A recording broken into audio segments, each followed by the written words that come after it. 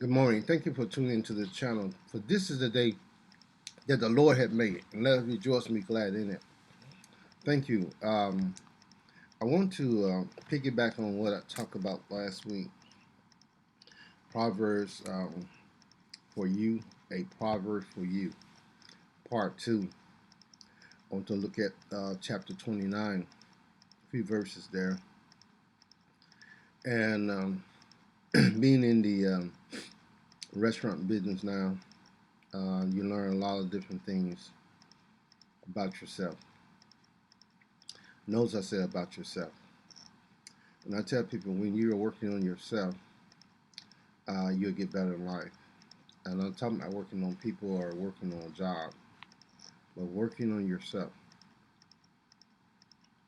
So let's look at Proverbs 29, chapter verse 1. It says, whoever stubbornly refused to accept criticism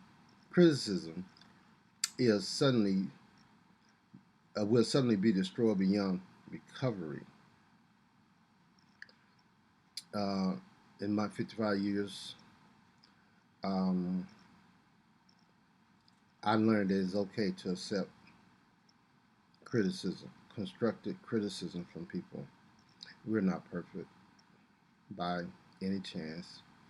We all have a defect. It's happened after the third chapter of Genesis. In the third chapter of Genesis, we show that Adam made some decisions in which caused the whole race, human race, to be in a defect mode. So that defect got to be corrected by Jesus Christ. Therefore, we are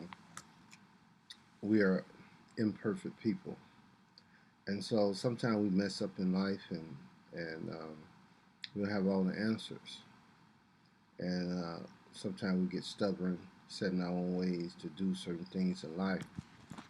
But we have to be willing to accept some things in life that we're not like, and one of those things is criticism. No matter how smart you are, how perfect you think you are, um, whatever your job you're doing, what how much wealth you have, if we don't work on ourselves,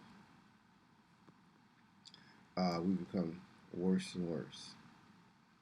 So I tell people, work on yourself, study yourself, use scripture to help yourself. And if you don't work on yourself, spiritual speaking, you become a terrible person in life, terrible human being. So whoever stubbornly refused to accept criticism will suddenly be destroyed beyond recovery. And that's so true. Man, you would be destroyed beyond recovery because you don't have all the answers. Okay? Verse 2 said, when the godly are in authority, the people rejoice. But when the wicked are in power, they groan. And you know, our elections that pass, our past elections and elections to come, I tell you, the people that are in these positions don't have a vision.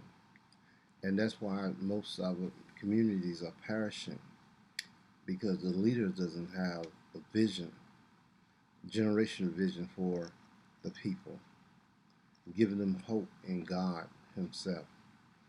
So I had those conversations before with people and with leaders and people that invest in their life in these leaders. Don't invest your life into these leaders unless they have a vision and they come from God. Without no vision, there are going to be only division in our world, and we can see it today.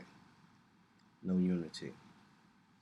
Verse 3 said, the man who loves wisdom brings joy to his father, but if he hangs around with prostitutes, his wealth will is wasted. That is so true.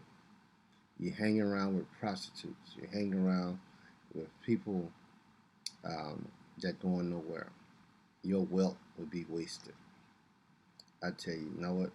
Let's look at verse 4. A just king gives stability to his nation, but one who demands bribes destroys it. Man, I tell you, this is talking about people that are in leadership. That's going on today. People are being paid off, being given bribes to do wrong and evil in our world. Um, Verse 5 says, to flatter friends is to lay a trap for their feet.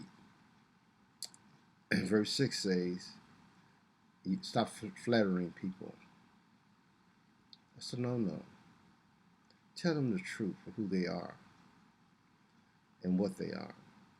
Verse 6, evil people are trapped by sin, but the righteous escape, shouting for joy. Evil people are trapped by sin. And that's something. Evil people are trapped by sin. And that's something. And watch this. It says, the godly cares about his rights for the poor, of the poor. The wicked don't care at all. The godly. That's a good difference between godly and wicked. I tell you. Verse 8, markers can get a whole town agitated, but the wise will calm anger. Have you ever calmed anger before? I have. Sense of sensitivity, having a heart for people.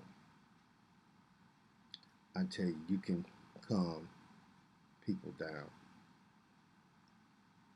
Okay, so anyway, let's look at verse 9. If a wise person takes a fool to court, there will be ranting and ridicule, but no satisfaction. Wow. A wise person take a fool to court. There will be ranting and ridicule, but no satisfaction. And it won't. Verse 10, the bloodthirsty hate blameless people. The bloodthirsty hate blameless people, but the upright seek to help them. Do we have any upright people today? We must wonder. And I'm going to drop down to verse 18. And I think I talked about this earlier. But it says, when people do not accept divine guidance, they run wild. But whoever obeys the law is joyful. When people do not accept divine guidance, they run wild. Another translation says, without a vision, the people perish. Now you see why crime is up. You see why people are acting out. Because there's no vision for our people. I pray that you receive this message today, and God bless you, and I pray that you have a good week.